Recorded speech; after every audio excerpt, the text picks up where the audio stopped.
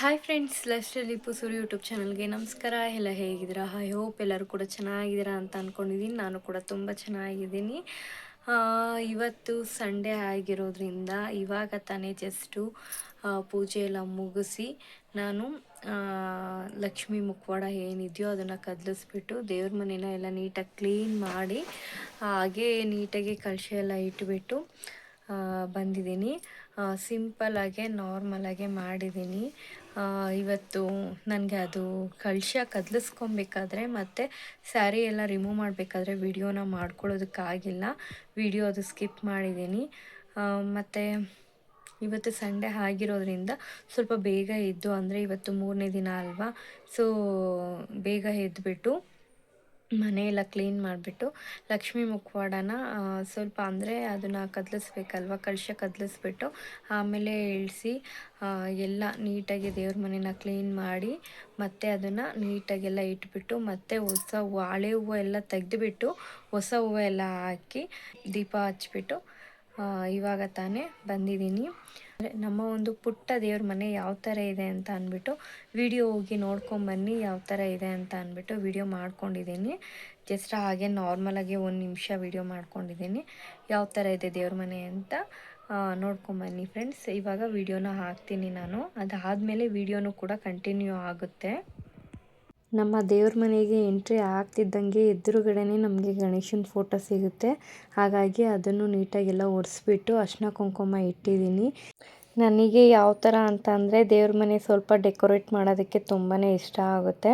ಹಾಗಾಗಿ ಸಿಂಪಲ್ಲಾಗಿ ಡೆಕೋರೇಟ್ ಮಾಡಿ ಮತ್ತು ನೀಟಾಗಿ ಹೊಸ ಹೂವು ಹಾಕ್ಬಿಟ್ಟು ಹಳೆ ಹೂವು ಎಲ್ಲ ತೆಗೆದುಬಿಟ್ಟು ನೀಟಾಗಿ ರೆಡಿ ಮಾಡಿದ್ದೀನಿ. ಹಾಗೆ ರಾಘವೇಂದ್ರ ಸ್ವಾಮಿಗೂ ಹೂವು ಹಾಕಿ ಎಲ್ಲ ದೇವ್ರ ಮನೆಯಲ್ಲೆಲ್ಲ ಅಂದರೆ ರೋಸ್ ಹೂವದಲ್ಲಿ ಅಲಂಕಾರ ಮಾಡಿಬಿಟ್ಟು ಇವಾಗ ಸಿಂಪಲ್ಲಾಗಿ ದೀಪ ಹಚ್ಚಿ ಇವತ್ತಿನ ಪೂಜೆ ಏನಿದೆಯೋ ಅದನ್ನು ಮುಗಿಸ್ಕೊಂಡಿದ್ದೀನಿ.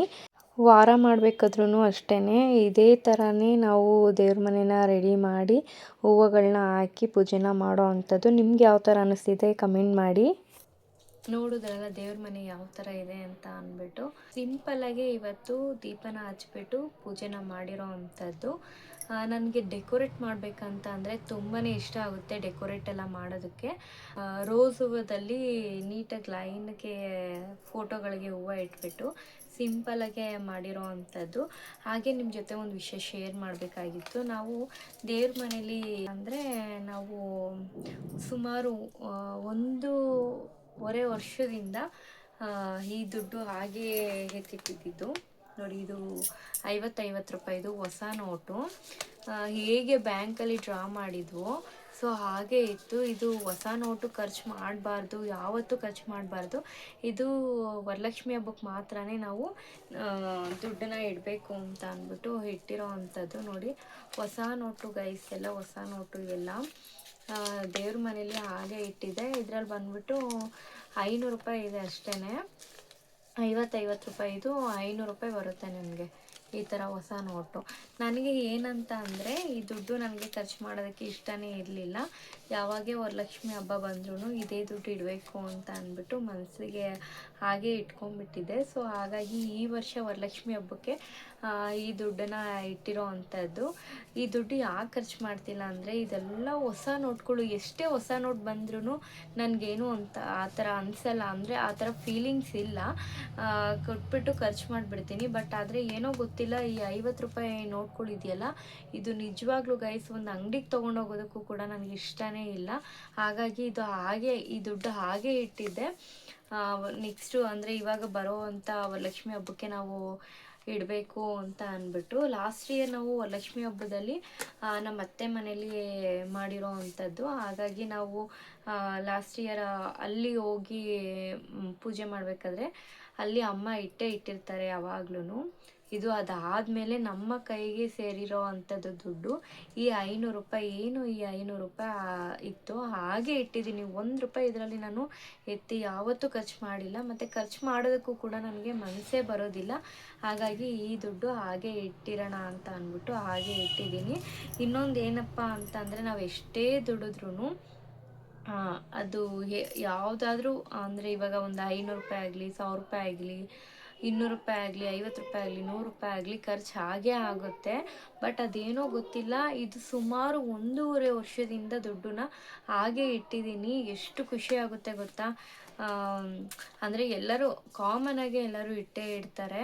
ಬಟ್ ಆದರೆ ನನಗೇನೋ ಇದ್ರ ಮೇಲೆ ಸ್ವಲ್ಪ ಅಟ್ಯಾಚ್ಮೆಂಟ್ ಜಾಸ್ತಿ ಅಂತ ಅನ್ನಿಸ್ತಾ ಇತ್ತು. ಹಾಗಾಗಿ ಈ ದುಡ್ಡು ಹಾಗೆ ಇಟ್ಕೊಂಡಿದ್ದೀನಿ. ನೆಕ್ಸ್ಟ್ ಇಯರ್ ವರಲಕ್ಷ್ಮಿ ಹಬ್ಬಕ್ಕೂ ಇದೇ ದುಡ್ಡು ಇಡಬೇಕು ಅನ್ನೋ ಆಸೆ ನನಗೆ.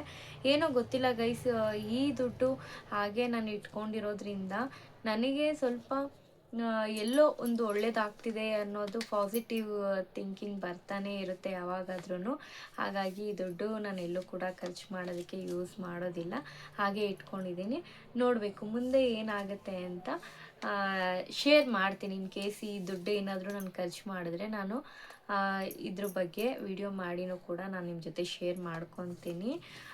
ಓಕೆ ಗೈಸ್, ನೋಡಿದ್ರಲ್ಲ ದೇವ್ರ ಮನೆ ಯಾವ ಥರ ಇದೆ, ಹೇಗಿದೆ, ನಿಮ್ಗೆ ಯಾವ ಥರ ಅನ್ನಿಸ್ತು ಅಂತ ಅಂದ್ಬಿಟ್ಟು ನನಗೆ ಕಮೆಂಟ್ ಮೂಲಕ ತಿಳಿಸಿ.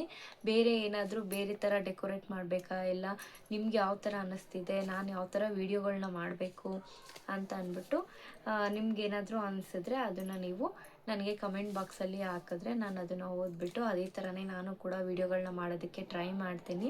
ನೀವು ಕಮೆಂಟ್ ಬಾಕ್ಸಲ್ಲಿ ಕಮೆಂಟ್ ಹಾಕಿದ್ರೆ ನನಗೂ ವೀಡಿಯೋಗಳನ್ನ ಮಾಡೋದಕ್ಕೆ ಈಸಿ ಆಗುತ್ತೆ. ಅಂದರೆ ಯಾವುದ್ರ ಬಗ್ಗೆ ಮಾಡಬೇಕು, ಏನು ಮಾಡಬೇಕು ಅನ್ನೋದು ನನಗೂ ಗೊತ್ತಾಗುತ್ತೆ. ಹಾಗಾಗಿ ಕಮೆಂಟ್ ಮಾಡಿ ಅಂತ ಹೇಳ್ತಾ ಇರ್ತೀನಿ ಅಷ್ಟೇ.